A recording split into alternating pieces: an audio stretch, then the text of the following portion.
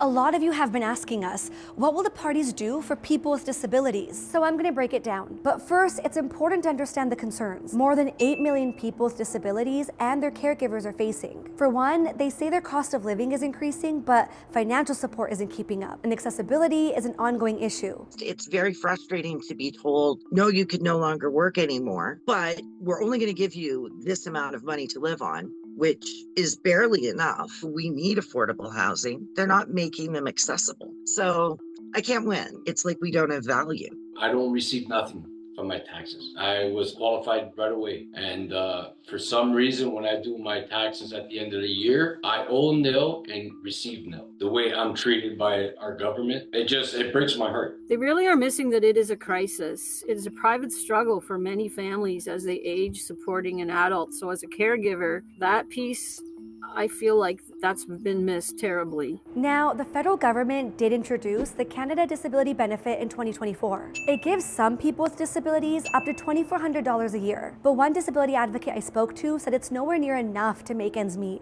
The new Canada Disability Benefit is so paltry, is not going to lift the vast majority of impoverished people with disabilities out of poverty at all. So what are the parties promising in this election? Let's start with the Green Party, who were first to release their platform. The Greens say they will fully fund and fix the Canada Disability Benefit to lift all people with disabilities out of poverty. They say they'll ensure automatic enrollment for those already receiving provincial, territorial, or federal programs. They also promise to reform the disability tax credit, which includes simplified eligibility rules and expanding the list of healthcare providers. Next, the NDP. The party says it will double the Canada Disability Benefit by providing people with an extra $2,400 a year. Next, the Liberal Party. They're promising to review and reform the process to apply for the disability tax credit. They say they'll also consider expanding the eligibility criteria. The party says it will also develop a disability justice framework to address long-standing inequities, biases, and systemic discrimination. And the last party to release their platform, the Conservatives. The party promises to streamline the disability tax credit and make access automatic for related benefits. And they promise to make the caregiver tax credit refundable. The Conservatives also say they will fund 1,000 autism support worker training spots annually and double the reach of the Ready, Willing, and Able program to help Canadians with autism and intellectual disabilities find and keep jobs. The Bloc and the PPC haven't mentioned any specific policies for people with disabilities to date. So will these policies be enough? Not even close.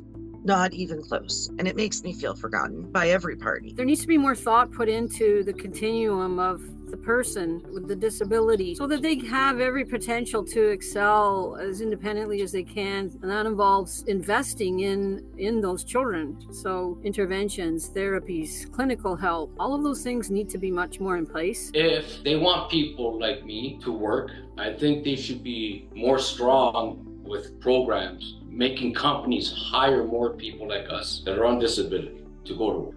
Leprovsky is asking all parties to make the Accessible Canada Pledge. This will speed up the implementation of the Accessible Canada Act, which he says would tackle a lot of the barriers faced by people with disabilities. Right now, he says only the Green Party has made that commitment. That law requires the federal government to lead Canada to become accessible by 2040. But after 6 years on the books, it's barely made a dent in the barriers we face and hasn't materially changed our lives at all. I'm the election producer for the Ask CBC News team. If you have any other questions about the federal election, email us at ask@cbc.ca.